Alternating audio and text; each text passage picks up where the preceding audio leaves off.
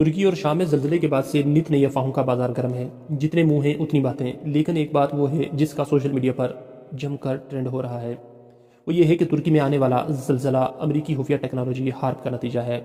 Social media پر ایک حصہ سازشی نظریہ تیار کرنے میں مصروف ہے جو مہلک زلزلے میں انسانی ہاتھ کے ملوث ہونے کی طرف اشارہ کر رہا ہے۔ سوشل میڈیا پر متعدد ویڈیوز پوسٹ کی جا رہی ہیں جن میں زلزلے کے وقت روشنیاں دکھائی دے رہی ہیں، جن میں دعویٰ کیا جا رہا ہے کہ زلزلہ مصنوعی طور پر بنایا گیا تھا۔ کچھ صارفین کا خیال ہے کہ زلزلوں میں بجلیوں کا گرنا معمول کی بات نہیں ہوتی۔ ایک صارف نے زلزلے کو ہارپ یعنی high frequency active auroral research program سے تشبیہ دی ہے، جو کہ امریکی تحقیقی مرکز ہے جو آئنوسفیئر کی خصوصیات اور طرز عمل کا مطالعہ کرتا ہے۔ یہ ہارپ کس بلا کا نام ہے، ہم اپنے ناظرین کو اس ٹیکنالوجی کے بارے میں بتاتے ہیں۔ یہ ٹیکنالوجی ایک حقیقت ہے، لیکن یہ نہیں کہا جا سکتا کہ ہر قدرتی آفت ہارپ کی وجہ سے مصنوعی طور پر آتی ہے۔ ہارپ دراصل 1990 میں امریکہ میں شروع کیا گیا تھا۔ یہ تحقیقاتی منصوبہ ہے۔ اس منصوبے کا بنیادی مقصد ریڈیو کمیونیکیشن ٹیکنالوجیز کو بڑھانا ہوتا ہے۔ تاہم بہت سے سوشل میڈیا صارفین یہ کہتے ہیں کہ ہارپ سسٹم موسمی واقعات میں ہیر پھیر کرنے کی صلاحیت رکھتا ہے۔ یہ حقیقت ہے کہ روس یوکرین کے تناظر میں امریکہ حال ہی میں ترکی پر عدم تعاون کا الزام لگاتے ہوئے سنگین نتائج کی دھمکیاں بھی دے چکا ہے۔ اس حوالے سے سوشل میڈیا صارفین کی بڑی تعداد کا ماننا ہے کہ حالیہ زلزلہ امریکی دھمکی کے سلسلے میں ہی ایک کڑی ہے۔ بنیادی طور پر اگر آپ دیکھیں تو ترکی جو ترکیہ میں اب تبدیل ہو چکا ہے، یہ سلطنت عثمانیہ کے اختتام کے بعد 100 سال اس کے 2023 میں پورے ہونے ہیں۔ 2023 میں 100 سال پورے ہوں گے تو معاہدہ لوزان بھی ختم ہو جائے گا۔ معاہدہ لوزان کے اختتام پر بہت سی شرائط جو ترکی کے اوپر تھی وہ ترکی سے ہٹ جائیں گی اور ترکی ایک معاشی پاور بن کے سامنے آنے کی کوشش کر رہا ہے۔ اسی وجہ سے وہ اسلاموفوبیا کے خاتمے کے لیے بھی کام کر رہا ہے۔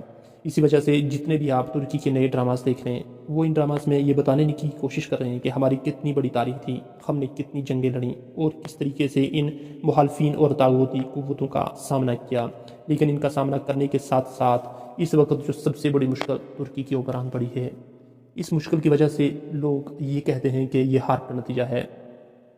بنیادی طور پر ہارپ امریکی ریاست الاسکا میں چلنے والی ایک ریسرچ پروجیکٹ کا نام ہے جو 23 سے 35 ایکڑ رقبے پر لگائے گئے ٹاورز اور اینٹینوں پر مشتمل ہے، جس سے 3 بلین واٹ طاقتور الیکٹرو میگنیٹک ویوز پیدا کی جا سکتی ہیں جن کے مقاصد میں مصنوعی موسمی تبدیلیاں ہو سکتی ہیں، زمینی ذخائر کی تلاش اور وائرلیس کمیونیکیشن کی ٹیکنالوجی کے حصول، اور اس کا بنیادی مقصد تھا سائنس کے بین الاقوامی قوانین کے مطابق کسی بھی نئی سائنسی ایجادات کو رجسٹر کروانا اور اس کے بنیادی تشریح کرنا ضروری ہوتا ہے۔ زمین کے اوپر فضا کے مختلف تہوں میں سے ایک تہ کا نام آئنوسفیئر ہے، جس کی موٹائی سطح زمین سے 70 سے 300 کلومیٹر تک ہے، جو بے شمار مثبت اور منفی آئن پر مشتمل ہے۔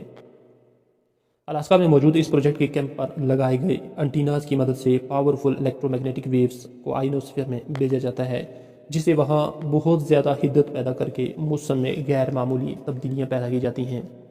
اس کی مدد سے ایک طرف کسی خطے کو بارشوں سے بالکل محروم کر کے بنجر بنایا جا سکتا ہے اور دوسری طرف کسی خطے میں حد سے زیادہ بارشوں سے مصنوعی سیلاب بھی پیدا کیا جا سکتا ہے۔ اس ٹیکنالوجی کی مدد سے دنیا کے مختلف خطوں میں زیر زمین ذخائر کی موجودگی اور ان کی مقدار کا بھی اندازہ لگایا جا سکتا ہے۔ اس پروجیکٹ کی مدد سے آئنوسفیئر کا درجہ حرارت غیر معمولی حد تک بڑھایا جا سکتا ہے، جس کی وجہ سے بہت ہی کم فریکوینسیز کی لہریں پیدا کی جاتی ہیں جن کا رخ زمین کی طرف موڑ دیا جاتا ہے۔ ان لہروں کی حیثیت یہ ہوتی ہے کہ ہزاروں میل کا فاصلہ طے کرنے کے بعد بھی یہ لہریں پھیلتی نہیں ہیں، نہ ہی ان کی توانائی ختم ہوتی ہے۔ اس لیے ان کی مدد سے انرجی کی بہت بڑی مقدار کو زمین یا فضا کے کچھ حصے پر فوکس کر کے منتقل کرنے سے بہت زیادہ درجہ حرارت کا پلازما پیدا کیا جا سکتا ہے۔ اس سے جنگلوں میں بھی آگ لگائی جا سکتی ہے، اڑتے جہاز کے انجن کو آگ لگا کر گرایا جا سکتا ہے، گلیشیئرز کو مصنوعی طور پر پگھلایا جا سکتا ہے اور سیلاب کی صورتحال پیدا کی جا سکتی ہے۔ تحقیق سے اندازہ لگایا گیا کہ اس ہارپ ریڈیو اسٹیشن الاسکا میں 180 کے قریب اینٹیناز ہیں جو تقریباً 72 فٹ اونچے ہیں۔ ان سب اینٹیناز کو ایک ترتیب سے جوڑا گیا ہے کہ تمام اینٹیناز سے نکلنے والی شعاعیں الگ الگ شعاؤں کو بھیجنے کے بجائے ایک جیٹ طاقتور شعاؤں کو بھیجنے کا کام کرتی ہیں۔ اس طرح یہ سب اینٹیناز ایک بڑے اینٹینا کا کام سر انجام دیتے ہیں۔ یہ اینٹیناز فضا میں ٹنوں کے حساب سے زیادہ انرجی بھیجنے کا کام کرتے ہیں، جس سے ELF ویوز پیدا ہوتی ہیں۔ یہ فضا میں 3.6 ملین واٹ کی طاقت والی شعاعیں بھیجتی ہیں جو کسی بھی اڑتے ہوئے جہاز کے انجن کو بآسانی ایک ہی جھٹکے میں پگھلا سکتی ہیں۔ امریکی ملٹری کا کہنا تھا کہ ہارپ ٹیکنالوجی کا یہ اسٹیشن آئنوسفیئر کے رویے میں جانچنے کے لیے اور اس میں کیا کیا ہو سکتا ہے اس کے لیے بنایا گیا تھا، اور اس سے سویلین اور ملٹری دونوں طرح کے فائدے اٹھائے جا سکتے ہیں۔ اب آپ سویلین فائدے تو دیکھ سکتے ہیں کہ کیا کیا اٹھایا جا سکتا ہے، یعنی بارشیں نہیں ہو رہی تو آپ بارش کروا سکتے ہیں۔ یہ سوچیے کہ ملٹری سے کیا کیا فائدہ اٹھا سکتی ہے۔ ظاہر ہے کہ مطلوبہ مقام پر تباہی مچانے کا کام لیا جا سکتا ہے۔ سائنٹسٹ کی ایک رپورٹ کے مطابق ہارپ فضا میں اتنی زیادہ مقدار میں انرجی بیچ کر فضا کو گرم کرتا ہے جو موسم میں تبدیلی کا باعث بنتا جا رہا ہے۔ یہ تو وہ باتیں ہیں جو عوام کے سامنے کسی نہ کسی طریقے سے پہنچ گئیں، لیکن بے شمار باتیں ایسی ہیں، بے شمار واقعات ایسے ہیں جس کو ہارپ کے ساتھ جوڑا گیا۔ یہ شعاعیں فضا میں موجود آئنوسفیئر کی تہہ کو اوپر اٹھانے کا کام کرتی ہیں، جس کی وجہ سے باقی لیئرز بھی اپنی جگہ سے ہٹتی جا رہی ہیں اور موسمی تبدیلی کا باعث بنتی ہیں، جو کہ دراصل موسمی تباہی لانے کا باعث بنتی ہیں۔ پاکستان میں آنے والے تباہ کن بارشوں کا سیلاب ہو، سمندر میں آنے والا جاپان کا سونامی ہو۔ جب جاپان کا سونامی آیا تھا تو جاپان اس وقت معاشی طور پر ترقی کر رہا تھا اور امریکہ کو پچھاڑ رہا تھا۔ امریکہ نے بارہا جاپان کو دھمکیاں دیں کہ ہم تمہیں معاشی طور پر تباہ کر دیں گے، لیکن جاپان باز نہیں آیا۔ پھر جب سونامی آیا تو اس کو بھی ہارپ سے جوڑ کر دیکھا گیا، مگر امریکہ نے کہہ دیا کہ ہم نے اپنے ہارپ پروجیکٹ کو بند کر دیا ہے۔ امریکہ کے اندر بھی بے شمار اس وقت مظاہرے ہوئے تھے، لیکن ان مظاہروں کے جواب میں امریکی حکومت نے کہا تھا کہ ہم اس میں ملوث نہیں ہیں۔ لیکن اس ہارپ کی وجہ سے آپ زمین میں آندھی ہو، زمین کی تہہ میں موجود پلیٹس کے سرکنے سے زلزلے ہوں، یا مختلف ممالک کے اڑتے ہوئے جہازوں کی تباہی، ان سب کے پیچھے ہارپ ٹیکنالوجی کی خفیہ منصوبوں کا خدشہ ہمیشہ سے ظاہر کیا جاتا رہا ہے۔ مگر اس سب کے باوجود امریکی ادارے دنیا کو یہ بتاتے رہے کہ ہم ابھی تک اس ٹیکنالوجی میں کامیاب نہیں ہو سکے اور ہم اس پروگرام کو بند کر رہے ہیں۔ اس کو بند کرنے کے بے شمار خبریں منظر عام پر آئیں۔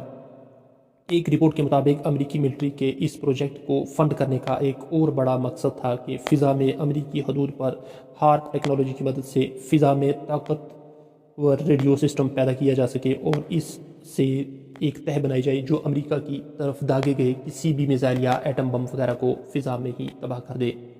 ہارپ ٹیکنالوجی کی کئی دہائیوں سے ریسرچ کیا جا رہا ہے کہ سائنٹسٹ اس پر اپنی رپورٹ بھی دے چکے ہیں، اور ترکی کا زلزلہ ہو، چین کا سیلاب ہو، آئس لینڈ کا آتش فشاں پھٹنے کا عمل ہو، پاکستان اور بھارت میں غیر معمولی بارشیں ہوں، کینیڈا اور یورپ میں ہیٹ ویوز ہوں، ان تمام قسم کی موسمیاتی تبدیلیز کو سائنسی انداز میں ہارپ ٹیکنالوجی سے جوڑا جا سکتا ہے۔ اب تو یہ بھی کہا جا رہا ہے کہ معاہدہ لوزان ختم ہو رہا ہے، 2023 میں ترکی پر 100 سال قبل لگنے والے تمام پابندیاں ختم ہو جائیں گی، سمندری راہداریاں ترکی کے پاس چلی جائیں گی، ترکی کو یہ حق مل جائے گا کہ وہ معدنیات نکال سکے گا، سمندر سے تیل نکال سکے گا۔